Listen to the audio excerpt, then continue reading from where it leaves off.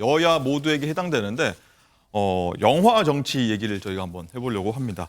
자, 우선 국민의힘 한동훈 비대위원장이 어제 설 연휴 마지막 날이었는데 서울 한 여의도 영화관 찾아서 건국 전쟁이란 영화를 봤습니다. 건국 전쟁, 요즘 좀 많이 들어보셨을 것 같은데 굉장히 흥행 돌풍을 일으키고 있다고 합니다. 자, 장가 기자, 건국 전쟁 어떤 영화길래 한 위원장도 찾고 다른 정치인도 찾고 있는 건가요? 이승만 전 대통령의 생애 그리고 정치 역정을 다룬 다큐멘터리 영화입니다. 이승만 전 대통령의 젊은 시절 독립운동 그리고 자유민주주의에 대한 신념, 농지개혁과 같은 업적을 부각하는 데 초점이 맞춰져 있는 영화고요. 한동훈 위원장은 어제 이 영화를 보고 난 후에 기자들에게 이승만 전 대통령은 대한민국이 여기까지 오게 되는데 결정적인 역할을 한 분, 한미 상호방위조약과 농지개혁이 없었다면 대한민국은 지금과 많이 달랐을 것이다 라고 평가를 했습니다. 지난 1일에 이 영화가 개봉을 했는데요. 설 연휴를 지나면서 현재 누적 관객이 24만 명을 기록을 했습니다. 네. 앞서서 김대중 전 대통령의 다큐 영화 기류의 김대중은 누적 관객 수 12만 명을 기록한 바 있습니다. 굉장한 돌풍인데, 자, 이종호 실장님, 네. 보니까 오세훈 서울시장, 나경원 전 의원, 박민식 전 장관 등 네. 영화 관련 인증을 여기 여러분들이 많이 하고 있는데 어떻게 보십니까?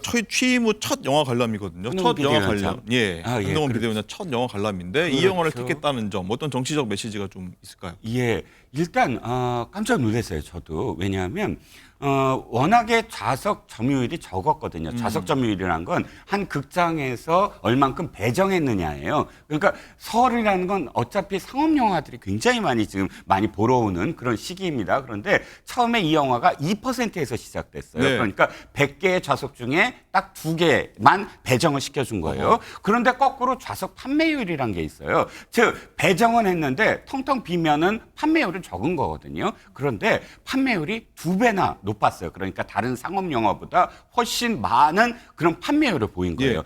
좌석은 2%밖에 없는데 그런데 2%보다 훨씬 많은 관객들이 찾고 있으니까 당연히 극장 측에서는 점점 늘렸죠. 예. 처음에는 몇십 개도 안 되는 그런 극장 수가 지금은 500개가 넘는 극장 수로 늘어났습니다. 그만큼 많이 보니까 찾으니까 예매율이 높으니까 그렇게 된 것이고요. 두 번째는 한동훈 비대위원장 등 정치인들이 뒤늦게 뛰어들었어요. 이걸 견인한 게 아니라 이렇게 설 연휴 당일날만 5만 명이 봤어? 라는 기사가 나오기 시작하면서부터 이제 나경원 의원도 뛰어들고 한동훈 비대위원장도 뒤늦게 했습니다. 의미는 딱 한 가지예요. 지금 우리가 기울어진 운동장처럼 느껴지는 특정인들의 공만 너무나 이 부각이 되고 영화에서도 특정인들의 과만 너무 부각이 되는 게 아니냐.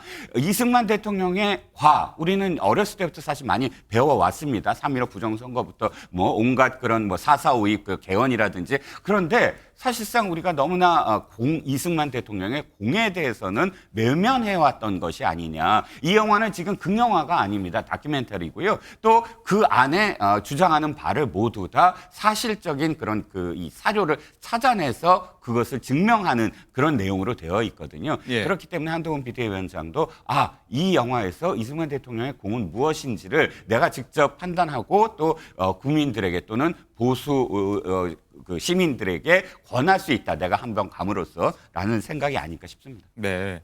아까 장가 기자 얘기했다시피 1950년 농지개혁을 이승만 전 대통령이 추진해서 이뤄냈는데 한동훈 위원장도 법무부 장관 시절에 이 농지개혁을 재평가하는 취지 연설 한 부분이 있거든요.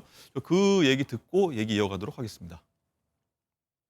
저는 오늘 1950년에 이승만 정부의 농지개혁에 대해서 얘기하겠습니다. 개인적으로 저는 1950년의 농지개혁이야말로 대한민국이 여기까지 오게 된 가장 결정적 장면 중 하나였다고 생각합니다. 저는 이 농지개혁이 만석군의 나라였던 대한민국을 이병철, 정주영, 구인회, 최종현 회장과 같은 여러분들의 선배 기업인들이자 대한민국의 영웅들이 혁신을 실현하고 마음껏 활약할 수 있는 기업인의 나라로 바꾸는 대전환의 계기가 됐다고 생각합니다. 농지개혁, 예전에 저희 교과서에서 봤었는데 저 까먹어서 한번 찾아봤거든요. 찾아봤더니 1949년 농지개혁법에 의해서 농지를 농민에게 적절하게 분배함으로써 국민 경제 균형 발전을 기하기 위해 실시되었다. 이런 내용이라고 하더라고요. 자, 장윤주 부위원장님, 일단은 한동훈 위원장이 법무장관 시절에도 한번 언급을 했었고 이번에 또 이 영화를 택하면서 또 약간 비슷한 취지의 말도 한 것 같은데 어떤 정치적 메시지가 있다고 좀 판단하십니까? 당연히 정치인이 뭐 공개적으로 영화를 보고 메시지를 내는 것은 정치적 행보라고 볼 수밖에 예. 없습니다. 당연히 앞서도 이 실장님이 말씀 주셨지만 보수층을 향한 어떤 결집 이런 의도가 담겨 있다라고 봐야 될 것 같은데요. 특히 이제 영화 속에서 나왔던 이제 주인공에 대한 이야기들을 나누면서 특히 정치적인 이야기, 뭐 농지개혁이라든지 또 그러면서 또 덧붙이는 말은 이승만 전 대통령의 이제 공과 과 얘기를 하면서 과도 있었지만 뭐 공도 따져야 된다 이런 취지의 이야기를 하거든요. 결국 이런 이야기는 보수 세력들을 총선을 앞두고 결집을 하면서 동시에 중도층을 의식하고 있는 그런 취지의 이 발언이다라고 봐야 될 것 같습니다. 한동훈 비대위원장이 이제 이른바 이제 여의도 문법에 뭐 정확하게 적응을 좀 하신 것 같다라는 생각이 예. 개인적으로 드는데요. 그만큼 정치적인 메시지로서 이 영화를 도구로 사용하는 메시지를 낼 수 있는 정도까지 또 정치인으로 완전히 변모한 모습을 볼 수 있는 장면인 것 같습니다. 네, 그렇군요. 자, 이건 변호사님, 그 반대로 야당에서는요, 김대중 전 대통령 다큐 영화 인증 릴레이가 이어지고 있다고 해요. 네, 그렇습니다. 지난달 개봉한 영화인데요. 이 김대중 전 대통령 탄생 100년을 이제 기념해서 나온 다큐 영화 길이의 김대중 이 영화가요. 누적 관객 수 벌써 12만 명을 넘어섰습니다. 이 영화는 김대중 전 대통령이 청년 사업가 출신에서 정말 갖은 고초를 이겨내면서 정치인으로 성장하게 된 과정을 그렸고요. 뿐만 아니라 1987년 대선 후보로 나서게 된 과정까지 그린 영화인데요. 이재명 대표도 이 영화 직접 지난해에 이 시사회에 참석한 모습을 보였고 또 문재인 전 대통령도 양산 지역 예비 후보들과 함께 이 영화를 관람했습니다.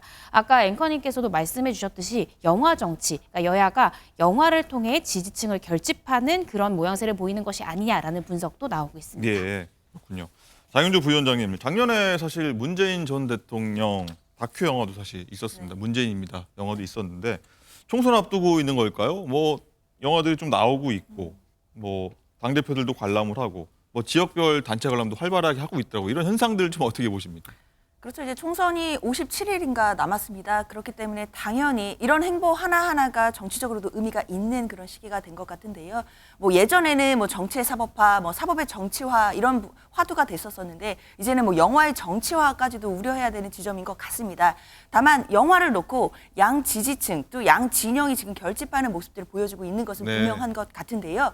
그러나 이 4월 총선에 과연 중도층의 표심에 영화가 영향을 미칠 수 있을 것인가에 대해서는 좀 회의적인 시각이 더 많은 것 같습니다. 이 부분들은 어느 정도 진영 결집에는 도움이 될 수 있겠지만 어쨌든 중도층에 계신 국민들께서는 또 영화는 영화로 바라보실 가능성이 높기 때문에 직접적으로 총선에 중도층의 표심에까지 영향을 미치기는 어렵지 않겠냐라는 생각이 듭니다. 이 실장님, 이런 영화 정치, 영화가 계속해서 정치적인 영화가 나오고 있다는 점 어떻게 좀 해석을 해야 될까요? 뭐 공교롭다고 봐야 될까요? 어떤 뭐 양 진영에서 양 진영 관계된 분들이 좀 의도해서 어떤 뭐 내놓고 있다. 뭐 어떻게 좀 해석을 해야 될까요? 저는 그 국회 내에서 예를 들어서 어떤 특정한 사안을 놓고 서로 막말을 하고 서로 비난을 하고 하면서 국민들에게 찌푸리는 어떤 눈살을 찌푸리게 만드는 것보다 영화를 통해서 어쨌든 이 우리나라의 역사를 이런 측면이 있다라고 이야기하면서 우리가 화제로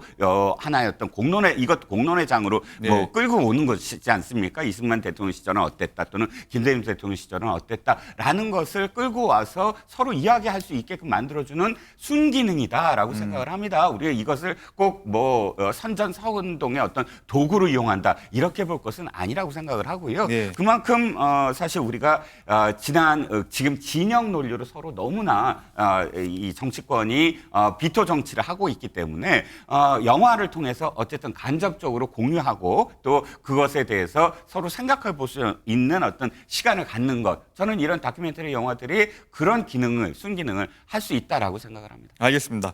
자, 이어지는 얘기일 수도 있는데요. 어제 민주당 홍익표 원내대표가 한동훈 위원장이 요즘 밀고 있는 거죠. 운동권 청산론, 여기에 대해서 친일파들의 논리와 똑같다, 이런 비판을 했는데 얘기 듣고 저희가 한번 얘기 계속 나눠보도록 하겠습니다. 근데 저는 동의하기 어려운 게 저는 운동권이 심판받아야 될 대상이냐, 민주화 운동 세력이. 저는 그거에 동의할 수 없어요. 이게 꼭 마치 해방 이후에 이승만 정권에서 그 독립운동 했던 사람들에 대한 청산호랑 비슷했던 것 같아요. 왜 그러냐면 독립운동 했던 사람들이 제대로 된 교육을 받았겠어요. 그 뭐 한 게 없지 않습니까? 어제 잠깐 말씀드렸지만 그분들이 돈 봉투 돌리고 재벌한테 뒷돈 받고 룸사롱 가서 여성 동료에게 쌍욕했습니까? 그런 분들은 아니잖아요. 갖다 댈 걸 갖다 대야지. 저는 국민들에 대한 예의가 아니라고 생각합니다. 되도 않는 비유를 하다 보면 자꾸 그분들 폄훼하게 돼요. 그분들이 교육을 못 받았다는, 아니 그런 말이 할 말입니까?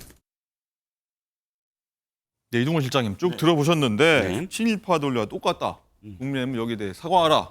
맞서고 있습니다. 어떻게 들으셨습니까? 자, 첫 번째는 홍익표 원내대표가 두 가지 점에서 저는 잘못된 어떤 부분을 이야기하고 있는데 네. 첫 번째는 이겁니다. 지금 운동권 청산론은 국민의힘에서만 이야기하는 거 아닙니다. 한동훈 비대위원장이 그것을 하나의 어떤 캐치프레이즈처럼 내세워서 그렇지 당내에서 좀 공천과 관련해서 친명 핵심 관계자 발로 이렇게 얘기합니다. 이번 공천은 친문을 배제하겠다는 게 아니라 586 운동권 정신이 목표다. 586들의 청산이 지금 필요, 시대 정신이다. 이게 지금 민주당 내에서 공천과 함께 하나의 어떤 혁신의 지금 캐치프레이즈 중에 하나거든요. 주류들이 지금 공유하고 있는, 저는 지금 이것을 이 특정 언론들을 지금 해서 친문 관계자 발로 나온 그런 것을 인용해 드렸는데요. 네. 그러니까 당 내에서의 이야기는 그럼 어떻게 답할 거냐라는 부분 하나. 그다음에 친일 이야기는, 친일파 청산 이야기는 앞서가도 너무 앞서갔다라는 생각이 드는 게,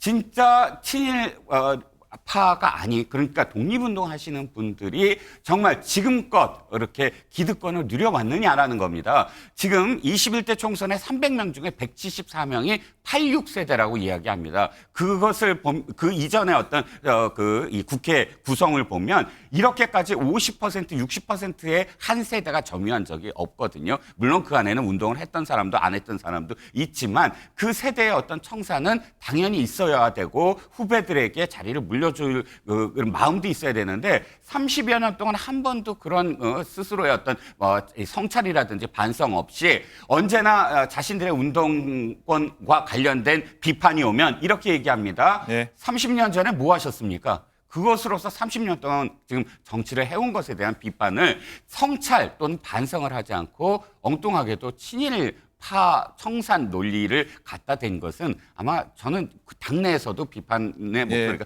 나올 것 같습니다. 알겠습니다. 자, 장윤주 부위원장 어떻게 보십니까? 이 홍익표 원내대표의 어떤 취지가 다를 수도 있지만 어쨌든 독립운동과 폄하 문제가 좀 들어갔기 때문에 좀 어떻게 보시는지 궁금해요. 사실 홍익표 원내대표가 하고자 하는 말의 취지는 결국 이제 운동권이 독립운동가와 같다 이런 취지가 아니라 결국 독립운동가들을 폄하했던 그 논리에 비유를 했다라고 봐야 될 것 같습니다. 결국 그렇기 때문에 운동권 자체를 운동권 세력들을 독립운동가와 동일격이다 이렇게 비유한 것으로 보기는 저는 좀 어렵다라는 생각은 드는데요. 그렇기 때문에 사실 운동권 내부에서도 이른바 특권을 누리고 있는 기득권 운동권이 있다라는 부분에 대해서는 또 여러 가지 의견이 있을 수 있다라고 생각이 듭니다. 그러나 다만 운동권을 있었다는 이유, 그러니까 민주화 운동을 했다라는 이유만으로 지금 청산의 대상이 돼야 된다. 이건 너무간 논리가 아니겠느냐라는 것이 원내대표의 주요한 의견의 취지라고 저는 생각이 듭니다. 예. 그렇기 때문에 민주당에서 또 반대로 펴는 논리가 검사 독자 논리를 펴고 있는데요. 이 검사 독자 논리도 마찬가지로 모든 검사가 그렇다는 것이 아니라 검사들 중에 일부 정치에 편향돼 있거나 정치 검사들은 그 부분들은 좀 어느 정도 정리가 되고 또 문제 부분이 시정돼야 되는 것이 아니겠느냐라는 그런 논리가 있는 것이기 때문에 네. 마찬가지에서 취지에서 본다면 홍익표 원내대표의 이야기의 취지는 독립운동가들에 대해서 비유하고자 하는 취지는 아니었다 이렇게 생각은 듭니다. 자, 한동훈 위원장이 조금 전에 입장을 홍익표 원내대표의 말에 좀 내놨었는데 홍익표 원내대표도 거기에 좀 맞받아친 내용이 있거든요. 오늘 조금 전에 들어온 내용인데 그것까지 한번 듣고 가겠습니다. 여당의 운동권 청산론이 친일파의 독립운동가 청산 논리와 똑같다는 저의 발언에 여당이 난데없이 막말이라며 사과를 요구하더니 한동훈 비대위원장은 더 히스테리적 반응을 보였습니다. 어느 독립운동가가 돈봉투를 돌리고 룸사롱에 가서 쌍욕을 하냐고 그랬는데 너무 좋은 지적입니다. 자기 고백 같습니다. 그 민주화 운동했던 사람들이 룸싸움을 많이 갔으니까 정치검찰들이 룸싸움을 많이 갔습니까? 과거 민주화 운동을 했던 일부 정치인들의 잘못을 갖고 전체 민주화 운동을 폄하하거나 그 세력 전체를 청산 대상으로 삼는 것이야말로 언어 도단입니다. 그러한 짓을 하지 마십시오. 오늘 또 내내 또 이 논란이 좀 계속 이어질 것 같습니다.